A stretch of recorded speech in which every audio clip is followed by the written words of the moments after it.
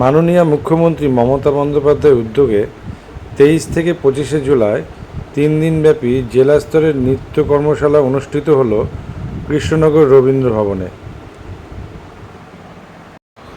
পশ্চিমবঙ্গ নৃত্য একাডেমি এবং নদিয়া জেলার তথ্য সংস্কৃতি দপ্তরের সহযোগিতায় এই 3 দিনব্যাপী জেলা স্তরের নৃত্য কর্মশালা অনুষ্ঠিত হয়। এই অনুষ্ঠানে 65 জন ছাত্রছাত্রী অংশগ্রহণ করে। প্রশিক্ষণ দেওয়ার জন্য উপস্থিত হয়েছিলেন নৃত্যশিল্পী জোনাকি সরকার, অর্পিতা দত্ত এবং রবি শঙ্কর রায়।